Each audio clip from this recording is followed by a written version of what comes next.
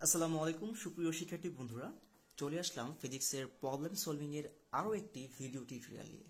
তো তোমরা দেখতেই পাচ্ছ আমি লিখে রাখছি আদর্শ গ্যাস ও গ্যাসের গতিতত্ত্ব, রাজশাহী বোর্ড 17।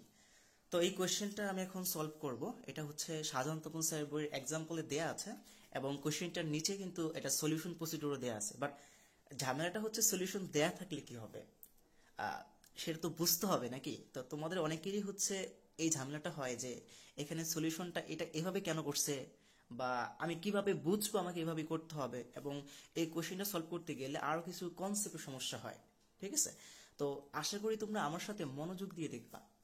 তো সলভ শেষে ইনশাল্লাহ এই কোশ্চেন সম্পর্কিত কোনো ধরনের কনফিউশন আর কাজ করবে না মাথার মধ্যে। সব ধরনের কনসেপচুয়াল বিষয়গুলো তোমার মাথার মধ্যে ইনশাল্লাহ গেঁথে দেওয়ার চেষ্টা করবো আমি। তো লেটস গেট স্টার্টেড। দেখো এখানে কি বলা হচ্ছে আসলে কোশ্চেনটা, আমি একটু উদ্দীপকটা পড়ার চেষ্টা করছি। পদার্থবিজ্ঞান বিভাগের প্রধান স্যার অফিস কক্ষে প্রবেশ করে দেখতে পেলেন হাইগ্রোমিটার শুষ্ক বাল্বের পাঠ। আমরা জানি হাইগ্রোমিটারে দুইটা পাঠ দেয়, একটা হচ্ছে শুষ্ক বাল্বের পাঠ, আরেকটা হচ্ছে আর্দ্র বা সিক্ত বাল্বের পাঠ। ওকে, তো শুষ্ক বাল্বের পাঠ হচ্ছে 30°C এবং ওই দিন আপেক্ষিক আর্দ্রতা ছিল 75%।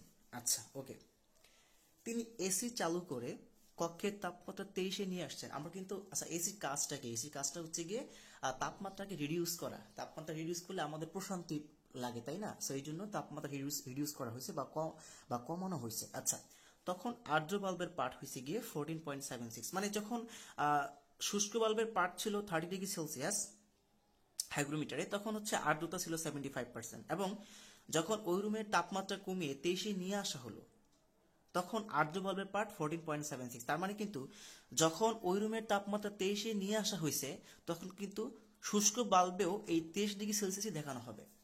বুঝতে পারছো? কারণ শুষ্ক বাল্বে হচ্ছে নর্মাল যে টেম্পারেচারটা সেটাই হচ্ছে শো করে। ওকে, গ্লেসারের তালিকায় 30°C এবং 23-র জন্য গ্লেসারের তালিকায় সেটা উৎপাদক দেওয়া আছে। এবং রেনোর তালিকা হচ্ছে প্রেসার দেখায়। গ্লেসারের তালিকায় হচ্ছে গিয়ে ওই জি এর উৎপাদকগুলো দেখাবে, যে ভ্যালু দেখাবে, আর রেনোর তালিকায় হচ্ছে ওই বিভিন্ন তাপমাত্রায় প্রেসারের মান দেখাবে। আচ্ছা, তো দিয়ে দিছি এখানে দুইটা তালিকা থেকে আমরা দুই ধরনের মান দেখতে পাচ্ছি। গ নম্বর কোশ্চেনটা এখানে কত লিখছে আর কি, ওই দিন সন্ধ্যায় বায়ুর তাপমাত্রা 23°C নেমে এলে, আই রিপিট, ওই দিন সন্ধ্যায় বায়ুর তাপমাত্রা 23°C নেমে এলে বায়ুস্থ জলীয় বাষ্পের কত অংশ ঘনীভূত হবে।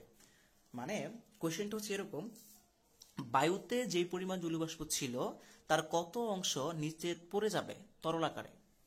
আই রিপিট, বায়ুস্থ জলীয় বাষ্প যে পরিমাণ ছিল, বায়ুতে যে পরিমাণ জলীয় বাষ্প ছিল তার কত অংশ নিচে পড়ে যাবে তলানি আকারে। তলানি আকারে পড়লে কি হবে, সেগুলা শিশির আকারে পড়বে, মানে তরল হয়ে যাবে।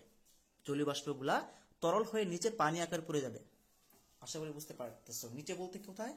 নিচে বলতে নিচে পড়ে যাবে আর কি, মানে আমার বায়ুমণ্ডল ধরে রাখতে পারবে না ওই জলীয় বাষ্পগুলাকে। আচ্ছা, তো করার চেষ্টা করতেছি আমরা। তাহলে আগে আমাকে বুঝতে হবে যে 23°C তাপমাত্রায় জলীয় বাষ্প, আচ্ছা জলীয় বাষ্প 23°C তাপমাত্রায় সর্বোচ্চ কতটুকু থাকতে পারে। দেখো এখানে কোশ্চেনে বলে দিছে যে 23°C তাপমাত্রায় সর্বোচ্চ জলীয় বাষ্প থাকতে পারে হচ্ছে গিয়ে 20.24 মিলিমিটার ইঞ্চি। আচ্ছা, ওই দিনের শুরুতে তাপমাত্রা কত ছিল? শুরুতে কিন্তু তাপমাত্রা ছিল এরকম যে 30°C তাপমাত্রা। দেখো শুরুতে তাপমাত্রা ছিল কত? 30°C তাপমাত্রা। তাহলে এই 30°C তাপমাত্রায় জলীয় বাষ্প কতটুকু আছে ওইটা আমি জানি না, কিন্তু 30°C তাপমাত্রায় জলীয় বাষ্প কতটুকু ধারণ করতে পারবে, বায়ু কতটুকু ধারণ করতে পারবে তা আমি জানি। এখানে বলে দিচ্ছে 30°C তাপমাত্রায় সম্পৃক্ত জলীয় বাষ্পের চাপ, সম্পৃক্ত মানে সর্বোচ্চ জলীয় বাষ্পের চাপ, সর্বোচ্চ অবস্থায় জলীয় বাষ্পের চাপ কত? 29.92 মিলিমিটার এইচজি। এটা আমি জানি, ঠিক আছে, যেহেতু পারদ বলা আছে তাই এইচজি। আচ্ছা, এটা আমি জানি, বাট 30°C তাপমাত্রায় জলীয় বাষ্প কতটুকু আছে এইটা আমি জানি না। এটা বের করার জন্য আমি কি করব, আপেক্ষিক আর্দ্রতার কনসেপ্ট থেকে বের করে ফেলবো। যেহেতু আপেক্ষিক যে আর্দ্রতা, রিলেটিভ হিউমিডিটি দেওয়া আছে 75%, এখান থেকে বের করবো। তাহলে দেখো কিভাবে করতেছি। গ নাম্বার, সো এখানে আমি R1 দিয়ে প্রকাশ করলাম, ছোট f1 ডিভাইডেড বাই বড় f1 ইন্টু 100%। ওকে, আচ্ছা এখানে বড় f1টা হচ্ছে গিয়ে এই 30°C তাপমাত্রার জন্য ক্যাপাসিটি, R1টা হচ্ছে 75%। ওকে, F1টা আমি বের করবো। F1টা হচ্ছে 30°C তাপমাত্রায় কি পরিমাণ জলীয় বাষ্প থাকতে পারবে। হ্যাঁ, তোমাদের মনে অনেকে কনফিউশন তৈরি হবে যে F1টা তো আমরা শিখছি, F তো আমরা ছোট F দিয়ে শিখছি যে শিশিরাঙ্কে সম্পৃক্ত জলীয় বাষ্পের চাপ। আচ্ছা, এটা হচ্ছে বায়ুর তাপমাত্রায় যে পরিমাণ জলীয় বাষ্প থাকে ওইটাই কিন্তু শিশিরাঙ্কের জন্য সম্পৃক্ত জলীয় বাষ্পের চাপ। তার মানে ছোট F1টা হচ্ছে এই বায়ুর তাপমাত্রা 30°C তাপমাত্রা যে পরিমাণ জলীয় বাষ্প থাকতে পারে এইটা, এবং এইটা কি আমরা বলি শিশিরাঙ্কে সম্পৃক্ত জলীয় বাষ্পের চাপ। কারণ শিশিরাঙ্কের তাপমাত্রায় গেলে বায়ুতে যেই পরিমাণ জলীয় বাষ্প থাকে ওইটাই থাকে, ওইটা রেখেই সম্পৃক্ত অবস্থায় নেওয়া হয় তাপমাত্রা কমায়া। সো ওই ব্যাপারটা আমি যাচ্ছি না এখন। F1টা হচ্ছে 29.92, তারপরে দেখো ইন্টু হচ্ছে গিয়ে 100%। তো উভয় পাশ থেকে আমি পার্সেন্ট বাদ দিতে পারি, দেন আমাদের F1টা কত আসে দেখো। তাহলে আমাদের F1টা ক্যালকুলেশন করলে আমাদের হচ্ছে গিয়ে এরকম একটা ভ্যালু চলে আসে 22.44 মিলিমিটার Hg। তার মানে তাপমাত্রা যে 30°C তাপমাত্রা, ওই দিনে শুষ্ক বাল্বের তাপমাত্রা মানে কি, ওই দিনে তাপমাত্রা ছিল হচ্ছে গিয়ে নর্মাল তাপমাত্রা 30°C। আচ্ছা, মানে ওই কক্ষের জন্য তো 30°C তাপমাত্রায় জলীয় বাষ্প সর্বোচ্চ থাকতে পারে 29.92 মিলিমিটার Hg, ঠিক আছে। বাট আছে কতটুকু বর্তমানে, আছে হচ্ছে গিয়ে 22.44 মিলিমিটার Hg। ও খাইতে পারে, ও সর্বোচ্চ খাইতে পারবে 29.92 মিলিমিটার Hg, বাট খাইছে কত বর্তমানে 22.44 মিলিমিটার Hg। ওকে, আচ্ছা, এরপরে দেখো বায়ুতে কিন্তু জলীয় বাষ্প আছে এই পরিমাণ, ঠিক আছে। এবার তাপমাত্রাকে রিডিউস করা হয়েছে, তাপমাত্রাকে কমানো হয়েছে। আমরা জানি তাপমাত্রা কমালে কি হয়, তাপমাত্রা কমালে হচ্ছে গিয়ে তার জলীয় বাষ্প ধারণ ক্ষমতা কমে। তাপমাত্রা কমালে জলীয় বাষ্প ধারণ ক্ষমতা কমে। ব্যাপারটা খেয়াল করো, আমি একটা ভিডিওর মধ্যে বোর্ড কোশ্চেনে এই ব্যাপারটা দিয়ে বুঝাইছিলাম যে এইখানে বর্তমানে ধরো সর্বোচ্চ খাইতে পারবে হচ্ছে গিয়ে 29.92 মিলিমিটার Hg, বাট বর্তমানে আছে হচ্ছে গিয়ে এই পরিমাণ লিকুইড। ধরো এই লিকুইডটাই হচ্ছে জলীয় বাষ্প, আর এই স্পেসটা হচ্ছে বায়ু। হ্যাঁ, তো বায়ু খাইতে পারবে এই পরিমাণ জলীয় বাষ্প, বাট আছে এই পরিমাণ জলীয় বাষ্প। এই পরিমাণের মানটা হচ্ছে গিয়ে 22.44 মিলিমিটার Hg। ওকে, এখন তাপমাত্রা কমানো হয়েছে। আমরা জানি তাপমাত্রা কমাইলে জলীয় বাষ্প ধারণ ক্ষমতা কমে, কারণ তাপমাত্রা তুমি যত কমাবা এই যে স্থানগুলা যেখানে জলীয় বাষ্প থাকবে, এই স্থানটা জলীয় বাষ্পের ধারণ ক্ষমতার স্পেসটা কমে যাবে। জলীয় বাষ্প ধারণ ক্ষমতার স্পেসটা কমে যাবে। তাহলে তাপমাত্রা কমাইতে তুমি কোথায় নিয়ে আসছো 23°C তাপমাত্রায় নিয়ে আসছো। তাহলে 23°C তাপমাত্রায় নিয়ে আসলে এই স্পেসটা কিন্তু কমতে এমন একটা জায়গায় যাবে যখন কিন্তু তার ধারণ ক্ষমতা আর 29.92 থাকবে না, কারণ স্পেস কমে গেছে। এই সম্পূর্ণ স্পেসের জন্য ধারণ ক্ষমতা 29.92, বাট তুমি তাপমাত্রা কমাই স্পেসটা কমাই ফেলছো। তো এখন কোয়েশ্চেনে কিন্তু দিয়ে দিছে 23°C তাপমাত্রায় সর্বোচ্চ ধারণ ক্ষমতা হচ্ছে গিয়ে 20.24 মিলিমিটার। দেখছো, কোশ্চেনে বলেই দিছে 23°C তাপমাত্রায় সর্বোচ্চ জলীয় বাষ্প ধারণ ক্ষমতা হচ্ছে 20.24 মিলিমিটার Hg। তাহলে যদি তুমি তাপমাত্রা কমায় 23°C নিয়ে আসো, 23°, তো সর্বোচ্চ ধারণ ক্ষমতা হচ্ছে 20 পয়েন্ট সামথিং, বা দুপুরের বায়ুর তাপমাত্রায় ছিল হচ্ছে গিয়ে 22.44। তাহলে এক্সট্রাটা তো ও ধরে রাখতে পারবে না, বুঝতে পারতেছো। তাপমাত্রা কমায় ধারণ ক্ষমতা যা তুমি সেই পর্যায়ে নিয়ে আসছো, কিন্তু দুপুরের বায়ুর তাপমাত্রা একটু বেশি ছিল 22.44, তাহলে তো ওই এক্সট্রা পার্টটুকু ধরে রাখতে পারবে না, সেটা ছেড়ে দিবে কি আকারে, তরল আকারে হচ্ছে গিয়ে নিচে পড়ে যাবে, শিশির আকারে পড়ে যাবে। সো আমরা বলতে পারি তাহলে 23°C তাপমাত্রায় নিয়ে আসলে 23°C তাপমাত্রায় নিয়ে আসলে বায়ুস্থ জলীয় বাষ্পের কত অংশ ঘনীভূত হবে। সো আমি বলতে পারি যেহেতু আমার সর্বোচ্চ ধারণ ক্ষমতা 23°C, সর্বোচ্চ যে ক্যাপাসিটি সেটা হচ্ছে গিয়ে 20.24 মিলিমিটার Hg। আশা করি বুঝতে পারতেছো তোমরা, ইজি একটা বিষয়। হ্যাঁ, 20.24 মিলিমিটার Hg। আচ্ছা, তো দুপুরের তাপমাত্রা যা ছিল, মানে কক্ষে তাপমাত্রা যা ছিল, সেই তাপমাত্রায় জলীয় বাষ্প ছিল হচ্ছে গিয়ে 22.44 মিলিমিটার Hg। তাহলে বাকি যে 2 পয়েন্ট সামথিং যেটা আছে ওইটা কিন্তু আর ও ধরে রাখতে পারবে না এই তাপমাত্রার জন্য। তাহলে জলীয় বাষ্প ঘনীভূত হবে মানে লিকুইড আকারে পড়ে যাবে। জলীয় বাষ্প ঘনীভূত হবে, সেটা আর বায়ুর মধ্যে থাকবে না, ঘনীভূত হবে 22.44 মাইনাস 20.24। তাহলে কত হয় দেখি তো আমরা। তাহলে পাওয়া গেল হচ্ছে 2.2 মিলিমিটার Hg। মানে এই এক্সট্রা পার্টটুকু আর 23°C তাপমাত্রায় ধরে রাখতে পারবে না, যেহেতু ধারণ ক্ষমতার বেশি পরিমাণ ছিল আগে থেকেই, ব্যাপারটা এরকম। তো এখানে তো বর্তমানে হচ্ছে গিয়ে লিকুইড এই পর্যন্ত আছে, তুমি যদি এটা কাটতে কাটতে এই স্পেসটা কমাইতে কমাইতে এই পর্যন্ত করে ফেলো, এই পর্যন্ত, তখন কিন্তু বাকি লিকুইডটা থাকতে পারবে না, বাকি লিকুইডটা উপচায় পড়ে যাবে। যেহেতু ধারণ ক্ষমতা যা সেই পরিমাণ স্পেস তুমি নিয়ে এসে আরো কেটে ফেলছো।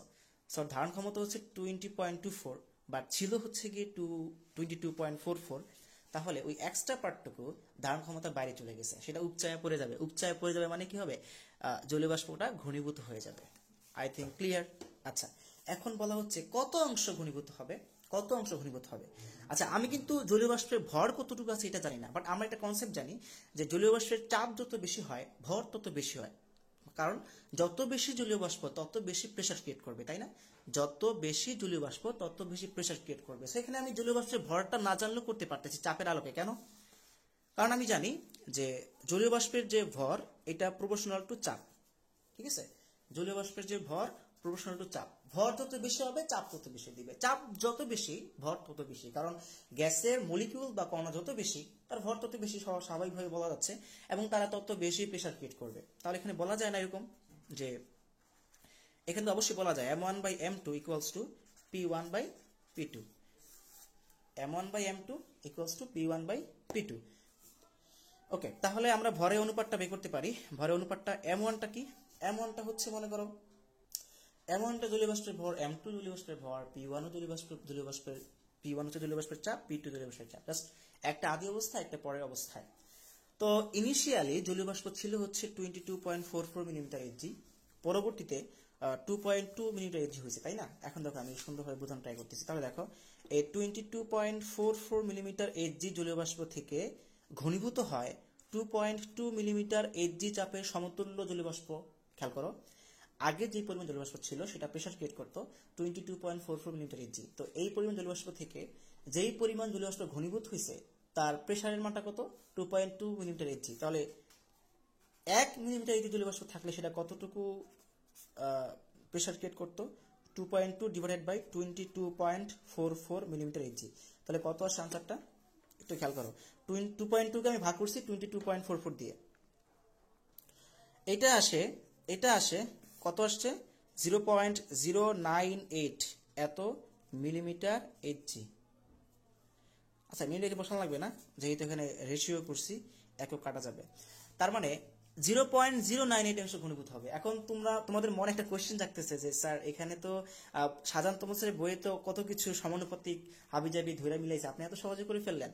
আসলে ম্যাথটা আসলেই সহজ, এখানে একটু প্যাচাইছে আর কি। কিভাবে সহজ দেখো, এখানে কিন্তু আমরা ভর দিয়ে করি না, জাস্ট চাপ দিয়ে ব্যাপারটা দেখাইছি। ভরের সমতুল্য চাপ এভাবে করে বলছি ব্যাপারটা, যে 22.44 মিলিমিটার Hg পরিমাণ চাপ যেই পরিমাণ ভর দখল করতে পারে, ঠিক আছে, তো সেখান থেকে জলীয় বাষ্প যেটা ঘনীভূত হচ্ছে সেটা হচ্ছে 2.2 মিলিমিটার Hg। তার মানে ব্যাপারটা হচ্ছে এরকম, আগে যেই পরিমাণ জলীয় বাষ্প ছিল, যেই পরিমাণ ভর জলীয় বাষ্প ছিল, সেই পরিমাণ ভরের চাপ ছিল হচ্ছে 22.44 মিলিমিটার Hg, এবং পরে যেই পরিমাণ জলীয় বাষ্প ঘনীভূত হয়েছে সেই পরিমাণ জলীয় বাষ্প চাপ ক্রিয়েট করতো 2.2 মিলিমিটার Hg।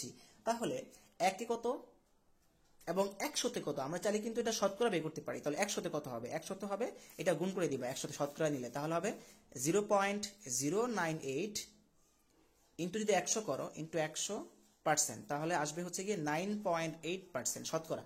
শতকরা তুমি চাইলে করে দিতে পারো, কোনো সমস্যা নেই। এবং এটাকে যদি তুমি বইয়ের মতো করে প্রকাশ করতে চাও, এই যে আমি একটা ব্যাপার বললাম যে ভর হচ্ছে গিয়ে চাপের সমানুপাতিক, এভাবে দেখাতে পারো। দেখো, তখন আমি লিখতে পারি এভাবে যে ভরের পরিবর্তন মানে কতটুকু ভর ঘনীভূত হইল, হ্যাঁ, ভরের পরিবর্তন ডিভাইডেড বাই আদি ভর।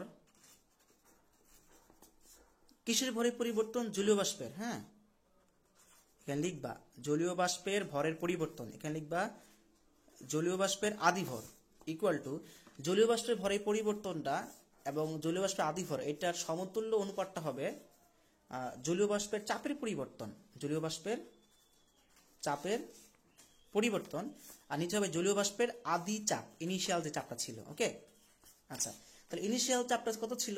ইনিশিয়াল চাপটা ছিল হচ্ছে গিয়ে 22.44। আচ্ছা, এবং পরবর্তীতে কি হয়েছে? পরবর্তীতে জলীয় বাষ্প ছিল হচ্ছে এই পরিমাণ, ছিল এই পরিমাণ, আগে ছিল এই পরিমাণ, পরবর্তীতে এই পরিমাণ হয়েছে, পরিবর্তনটা হয়েছে এই পরিমাণ 2.2, সো উপরে 2.2। তাহলে এই রেশিওটা কার রেশিও? জলীয় বাষ্পের চাপের পরিবর্তন ডিভাইডেড বাই জলীয় বাষ্পের আদি চাপ, এবং এই রেশিওটা কিন্তু বোঝাচ্ছে জলীয় বাষ্পের ভরের পরিবর্তন ডিভাইডেড বাই জলীয় বাষ্পের আদি ভর। সো আমাদের ভর যদিও দেওয়া নাই, বাট রেশিও আকারে কিন্তু বলে ফেলতে পারি। এটা আসে 0.098 এরকম। তার মানে জলীয় বাষ্পর আদি জলীয় বাষ্পের 0.098 অংশ ঘনীভূত হবে। আমাদের ভর দেওয়া নাই জলীয় বাষ্পের, বাট আমরা কিন্তু চাপের থেকে সমতুল্য আকার করে ফেলছি। শতকরা নিলে সুতরাং শতকরা ঘনীভূত হবে, শতকরা ঘনীভূত হবে বললে 9.8% হবে। আই থিঙ্ক এটা ক্লিয়ার হয়েছে তোমাদের। যদি তারপর কোনো কোয়েশ্চেন থাকে কমেন্ট সেকশনে বলে ফেলতে পারো। ওকে, তার পরের কোয়েশ্চেনটা দেখো কি বলা হচ্ছে। কক্ষের ভিতর এসি চালু করায় বিভাগীয় প্রধান স্যার আরাম বোধ করেন কেন? আচ্ছা, গরমের দিনে যদি তুমি এসি চালু করো আরাম তো লাগবেই, কিন্তু এই আরামটা লাগতেছে কেন? আরামটা লাগতেছে এই কারণে, কারণ এসি চালু করে তাপমাত্রাটাকে কমানো হয়েছে, সহনশীল তাপমাত্রায় নিয়ে আসা হয়েছে, এবং এর ফলে আপেক্ষিক আর্দ্রতা কমে গেছে। কারণ আগে মানে এসি চালু করার আগে আপেক্ষিক আর্দ্রতা ছিল 75%, বাট এসি চালু করার পরে কিন্তু তাপমাত্রা কমাই ফেলছো, দ্যাট মিনস আপেক্ষিক আর্দ্রতা কমে যাবে। তো চলো আমরা দেখি আপেক্ষিক আর্দ্রতা কিভাবে কমে যাচ্ছে। ওকে, আচ্ছা, এই জন্য জানতে হবে এসি চালু করার পরে শুষ্ক বাল্বের তাপমাত্রা এবং সিক্ত বাল্বের তাপমাত্রা থেকে আমাদের যেটা বের করতে হবে সেটা বোঝার ট্রাই করো, ক্লিয়ারলি দেখো, বোঝার ট্রাই করো। আচ্ছা, এসি চালুর পরে তাপমাত্রা কততে নিয়ে আসা হয়েছে? 23°C। তার মানে এটাই কিন্তু শুষ্ক বাল্বের তাপমাত্রা, তাই না? তাহলে এসি চালু করার পরে আপেক্ষিক আর্দ্রতা বের করতে গেলে আমাকে জানতে হবে এই 23°C তাপমাত্রায় সর্বোচ্চ ধারণ ক্ষমতা কত জলীয় বাষ্পের, মানে সর্বোচ্চ ধারণক্ষম জলীয় বাষ্পের চাপ কত, এবং 23°C তাপমাত্রায় কি পরিমাণ জলীয় বাষ্প অবস্থান করতেছে বা আছে। ওকে, সো 23°C তাপমাত্রায় সর্বোচ্চ ধারণ ক্ষমতা কিন্তু আমরা এটা, তো 23°C তাপমাত্রা কিন্তু সর্বোচ্চ ধারণ ক্ষমতা আমরা দেখতেই পাচ্ছি, এটা দেওয়া আছে হচ্ছে গিয়ে 22.24 মিলিমিটার Hg। বাট 23°C তাপমাত্রায় জলীয় বাষ্প আছে কতটুকু এটা কিন্তু আমরা জানি না। 23°C তাপমাত্রায় জলীয় বাষ্প আছে কতটুকু বর্তমানে এটা কিন্তু আমরা বলতে পারতেছি না। সো এটা আমরা কিভাবে বলতে পারি দেখার চেষ্টা করো। সেটা হচ্ছে, আমরা কিন্তু এটা জানি যে 23°C তাপমাত্রায় যে পরিমাণ জলীয় বাষ্প থাকে সেটাই কিন্তু শিশিরাঙ্কে সম্পৃক্ত জলীয় বাষ্পের চাপ। 23°C তাপমাত্রায় যে পরিমাণ জলীয় বাষ্প বর্তমানে আছে এটাই কিন্তু শিশিরাঙ্কে সম্পৃক্ত জলীয় বাষ্পের চাপ। তো চলো এখান থেকে আগে শিশিরাঙ্কের তাপমাত্রা বের করে ফেলি। শিশিরাঙ্কের তাপমাত্রা কিভাবে বের করবো? সূত্র কি? Theta equals to θ1 minus G into θ1 minus θ2। Theta হচ্ছে শিশিরাঙ্কের তাপমাত্রা, ওকে। θ1 হচ্ছে শুষ্ক বাল্বের তাপ, বর্তমানে 23°C, এটাই দেখাবে। জি হচ্ছে গিয়ে 23°C তাপমাত্রা, যেহেতু শুষ্ক বাল্বের তাপমাত্রা দেখাবে, এই 23-এর জন্য আমার লাগবে হচ্ছে গ্লেসারের ধ্রুবক, এটা হচ্ছে গিয়ে 1.74। আচ্ছা, θ1টা হচ্ছে কি শুষ্ক বাল্বের তাপ 23, θ2 হচ্ছে আর্দ্র বা সিক্ত বাল্বের পাঠ, সেটা হচ্ছে গিয়ে 14.76।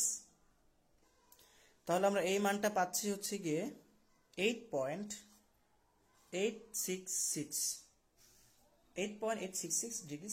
ওকে, এইটা হচ্ছে শিশিরাঙ্কের তাপমাত্রা। তার মানে আমি এখন বলতেই পারি এই শুষ্ক বাল্বের তাপমাত্রা 23°C তাপমাত্রা যে পরিমাণ জলীয় বাষ্প আছে এটাই কিন্তু 8.866°C তাপমাত্রার জন্য সম্পৃক্ত জলীয় বাষ্পের চাপ হবে।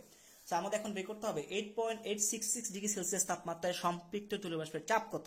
এটাই হচ্ছে 23°C তাপমাত্রার জন্য কন্টেন্ট বা উপস্থিত জলীয় বাষ্পের চাপ।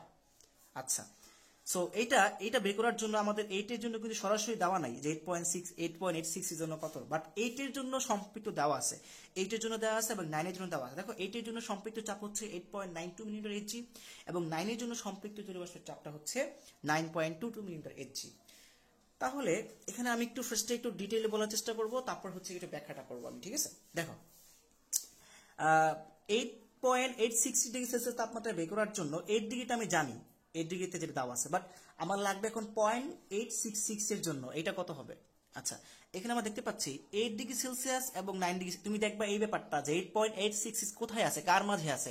8.866 আছে হচ্ছে গিয়ে 8 আর 9 এই দুইটা তাপমাত্রার মাঝে আছে, 8 এবং 9 এই দুইটা তাপমাত্রার মাঝে আছে। তাহলে 8 থেকে 9 হইছে, তাপমাত্রা ব্যবধান 1 হইছে। দেখো 9 মাইনাস 8, 9-8°C তাপমাত্রা পরিবর্তনের জন্য এখানে কি লিখবা? 9-8°C তাপমাত্রা পরিবর্তনের জন্য জলীয় বাষ্পের চাপ কতটুকু পরিবর্তন হচ্ছে দেখো তো। পরিবর্তন হচ্ছে 9.22 থেকে, মানে 8.92 থেকে বাড়তেছে 9.22, তার মানে জলীয় বাষ্পের চাপের পরিবর্তন 9.22 মাইনাস হচ্ছে 8.92 এত মিলিমিটার এচজি। আই থিঙ্ক তোমরা বুঝতে পারতেছ। আচ্ছা, তাহলে 1 ডিগ্রি সেলসিয়াস তাপমাত্রা পরিবর্তনের জন্য বা বৃদ্ধির জন্য জলীয় বাষ্পের চাপ কতটুকু বৃদ্ধি পাবে, সেটা হচ্ছে এটা বিয়োগফল যা হবে। সো 1 ডিগ্রির জন্য কত হবে, উপরে তো এটা বিয়োগফলটা দেখো 9.22। তারপর তোমাদের আমি শর্টলি দেখানোর চেষ্টা করবো যে সাধারণত স্যারের বইটা কিন্তু শর্টলি করে ফেলছে, এবং ওইভাবে করলে কিন্তু টাইম ওয়েস্ট অনেক কম হয়, তাই না? নিচে হচ্ছে 9-8, খেয়াল করো 9-8 তাপমাত্রা ব্যাপারটা। আচ্ছা, তাহলে আমাদের এখানে বৃদ্ধি পাইছে কত, 8 থেকে বৃদ্ধি পাইছে 0.866, তাই না? সো তাহলে 8 থেকে 9, 1 ডিগ্রি বৃদ্ধির জন্য এতটুকু বৃদ্ধি, তাহলে 8 থেকে 0.866 বৃদ্ধির জন্য তাপমাত্রার যে মানে জলীয়বাষ্পের যে বৃদ্ধিটা সেটা হবে 9.22 মাইনাস 8.92 ডিভাইডেড বাই 9-8 ইন্টু হচ্ছে, আমি এটা ফর্মুলা দাঁড় করানোর জন্য এভাবে লিখছি। হ্যাঁ, তোমরা বুঝতেই পারতেছো যেটা আমি হিসাব করে লিখতেই পারতাম 0.866। আচ্ছা, এখন দেখো এটা হচ্ছে জলীয়বাষ্প কতটুকু বৃদ্ধি পাচ্ছে সেই পরিমাণটা। আচ্ছা, আমার এখানে একটা ক্যালকুলেশনের ভুল হয়েছিল, এটা হচ্ছে 8.866 হবে না, এটা হবে অ্যাকচুয়ালি 8.66। এটা আমি এখন চেক করতে গিয়ে দেখলাম 8.6624 রাখতে পারো পুরোটা, 8.6624 ডিগ্রি সেলসিয়াস। আচ্ছা, যেহেতু ভিতরে ক্যালকুলেশন মানে আমি মাঝামাঝি কোনো একটা অবস্থায় করতেছি, সো যত বেশি রাখতে পারো তত ভালো, লাস্টে গিয়ে তুমি 2 ঘর 3 ঘর লিখলে সমস্যা নাই। আচ্ছা, তো এখানে 8 পয়েন্ট, এটা হবে আসলে 0 পয়েন্ট, ভুল করছি আমি, 0.6624, এটা হবে 0.6624। সো আমাদের এই চাপের যে পরিবর্তন সেটা আসলো 0.19872 মিলিমিটার এচজি। মানে এই চাপটা হচ্ছে বৃদ্ধি পাবে এই 0.6624 ডিগ্রি সেলসিয়াস তাপমাত্রা বৃদ্ধির জন্য। তাহলে এখন যদি আমি বের করতে চাই যে 8.6624 এর জন্য জলীয়বাষ্পের চাপের মানটা কত হবে, সম্পৃক্ত জলীয়বাষ্পের চাপের মানটা কত হবে, সেটা হচ্ছে 8 ডিগ্রিতে কত ছিল, 8 ডিগ্রি সেলসিয়াস তাপমাত্রা সম্পৃক্ত চাপটা ছিল 8.92, এবং ওই যে সামথিং 0.6624 বৃদ্ধির জন্য জলীয়বাষ্পের চাপ বৃদ্ধি পায় হচ্ছে গিয়ে 0.1972, এই দুটো যোগ করলে হয়ে গেল। সো 8 ডিগ্রি সেলসিয়াস তাপমাত্রায় জলীয়বাষ্পের চাপ। এখন এটা তো আমরা এভাবে ঐকিক নিয়মে করছি, তুমি বইতে দেখবা সাজান তমন স্যারের বইয়ে একটু শর্টলি করে ফেলছে, তুমি এভাবে করতে পারো, বুঝতে পারলে এটা কিভাবে করছে আমি বলি। সেটা হচ্ছে এভাবে করছে যে 8.6624 ডিগ্রি সেলসিয়াস তাপমাত্রা সম্পৃক্ত জলীয়বাষ্পের চাপ ইকুয়ালস টু 8 ডিগ্রি সেলসিয়াস তাপমাত্রায় সম্পৃক্ত জলীয়বাষ্পের চাপ প্লাস 8.866 কার মধ্যে আছে, 8 আর 9 এর মধ্যে আছে, 8 আর 9 এর মধ্যে আছে, তাই না? তাহলে এখানে দেখো তো আমরা বের করার সময় কি হয়েছে, এখানে ওই যে 9 ডিগ্রি সেলসিয়াস তাপমাত্রায় যে চাপ সেটা লিখছে আগে, 9 ডিগ্রিতে যে চাপ সেটা লিখছে আগে 9.22, মানে f of 9 মাইনাস 8 ডিগ্রিতে যে সম্পৃক্ত চাপ সেটা লিখছে f of 8, নিচে তাপমাত্রার পরিবর্তনটা 9-8, দেখো 9-8 ডিগ্রি সেলসিয়াস, আশা করি বুঝতে পারতেছো, ইন্টু হবে জলীয়বাষ্প কতটুকু বৃদ্ধি পেয়েছে, সেইটা বৃদ্ধি পেয়েছে কি পরিমাণ 0.6624। তাহলে একবারে কিন্তু চলে আসলো, তোমাকে এই ঐকিক নিয়মে হাবিজাবি করা লাগতেছে না। আই থিঙ্ক তোমরা বুঝতে পারছো। এখানে কি করবা, যে এই তাপমাত্রাটা কোন রেঞ্জের ভিতরে আছে সেই রেঞ্জটা উপরে লিখবা, সেই রেঞ্জের জলীয়বাষ্পের চাপের পরিবর্তন উপরে লিখবা, f of 9 minus f of 8, এই যে এই চাপের মানটা ডিভাইডেড বাই তাপমাত্রার পরিবর্তনটা, এখানে 9-8 হলে 9-8, এখানে যদি 9-7 থাকতো তাই 9-7 হইতো, ইন্টু কতটুকু বৃদ্ধি পাচ্ছে 0.6624 এর জন্য, তাহলে 0.6624। আচ্ছা, পরে এটাকে হিসাব করবা। তো 8 এর জন্য আসছে আমাদের 8.92 দেওয়া আছে এটা কোশ্চেনে, যে এত সম্পৃক্ত চাপ, প্লাস এখানে আসছিল 0.19872, তাহলে কত হয় দেখি তো আমরা, প্লাস 8.92, ওকে, সেখানে পাচ্ছি আমরা 9.11 পরে 8 যেহেতু 9 দিয়ে দাও, 9.119 মিলিমিটার এইচজি। তাহলে এবার দেখো এখানে আমাদের আসছে 9.119 মিলিমিটার এইচজি সম্পৃক্ত জলীয়বাষ্পের চাপ কত তাপমাত্রায়, 8.6624 ডিগ্রি সেলসিয়াস তাপমাত্রায় সম্পৃক্ত জলীয়বাষ্পের চাপ হচ্ছে 9.119 মিলিমিটার এইচজি, ওকে, মিলিমিটার এইচজি। এবং এটা কিন্তু এই তাপমাত্রা কিন্তু শিশিরাঙ্কের তাপমাত্রা ছিল, এই তাপমাত্রা কিন্তু শিশিরাঙ্কের তাপমাত্রা ছিল। এটা কোন বায়ুর তাপমাত্রার জন্য শিশিরাঙ্কের তাপমাত্রা, এটা হচ্ছে 23 ডিগ্রি সেলসিয়াস তাপমাত্রার জন্য শিশিরাঙ্কের তাপমাত্রা। তাহলে শিশিরাঙ্কের তাপমাত্রায় যে পরিমাণ জলীয়বাষ্প পাওয়া গেছে সম্পৃক্ত চাপ, এটা কিন্তু বায়ুর তাপমাত্রা 23 ডিগ্রি সেলসিয়াস তাপমাত্রার জন্য একই পরিমাণ চাপ থাকবে 9.119 মিলিমিটার এইচজি। আশা করি বুঝতে পারতেছো তোমরা। কারণ 23°C তাপমাত্রা যে পরিমাণ জলীয় বাষ্প থাকে ওইটাকেই কিন্তু শিশিরাঙ্কের তাপমাত্রা নিয়ে আসলে সেটা সম্পৃক্ত জলীয় বাষ্পের চাপ দেয়, কারণ শিশিরাঙ্কের জন্য সেটা সর্বোচ্চ অবস্থায় থাকে। ওকে, তো 23-এ আমি হচ্ছে কন্টেন্ট পেয়ে গেছি, কি পরিমাণ আছে পেয়ে গেছি, সর্বোচ্চ কি পরিমাণ খাইতে পারে সেটাও কিন্তু দেওয়া আছে এখানে, সেটা হচ্ছে 20.24। তাহলে এখন আপেক্ষিক আর্দ্রতা R2 বের করে ফেলি। R2 হচ্ছে গিয়ে নিচে এলো বড় F2 উপরে F ছোট F2 ইন্টু 100%। তো ছোট F2 কত? ছোট F2 হচ্ছে গিয়ে 9.119, বড় F2 হচ্ছে 20.24 ইন্টু 100%। তাহলে আমাদের এখানে আসতেছে হচ্ছে গিয়ে 45.05%। তো একটা ব্যাপার এখন খেয়াল করো, আমাদের আগে আপেক্ষিক আর্দ্রতা যেটা ছিল যখন রুমের তাপমাত্রা 30°C ছিল, মানে এসি অন করার আগে, তখন ছিল আর্দ্রতা 75%। আর এখন বর্তমানে আপেক্ষিক আর্দ্রতা 45.05%। তার মানে এসি অন করে রুমের তাপমাত্রা রিডিউস করার ফলে আপেক্ষিক আর্দ্রতা রিডিউস হয়, আপেক্ষিক আর্দ্রতা কমে গেছে। আপেক্ষিক আর্দ্রতা কমে গেলে তার মানে সে বায়ুমণ্ডল আরো বেশি বেশি জলীয় বাষ্প দ্রুত নিতে পারবে, তার মানে আমাদের স্বস্তি বোধ অনুভব হবে, তার মানে আমরা আরাম বোধ করব। আশা করি বুঝতে পারতেছ। সো ব্যাপারটা হচ্ছে এসি অন করে তাপমাত্রা কমানোর ফলে আপেক্ষিক আর্দ্রতা হ্রাস পায়, এবং আমরা জানি আপেক্ষিক আর্দ্রতা যত কম হবে তত আমরা বেশি বেশি আরাম বোধ করবো, কারণ আমাদের তখন কি হবে, আমাদের তখন প্রশান্তি ফিল হবে, ঘাম হলে সেটা দ্রুত শুকিয়ে যাবে, তাই না, যেহেতু আপেক্ষিক আর্দ্রতা অনেক বেশি কম আছে। আশা করি বুঝতে পারছো। নেক্সট কোনো প্রবলেম থাকলে কমেন্ট সেকশনে জানিয়ে দিও, আমি চেষ্টা করব সেই প্রবলেমটার ফিডব্যাক দেওয়ার জন্য। Till then, good bye.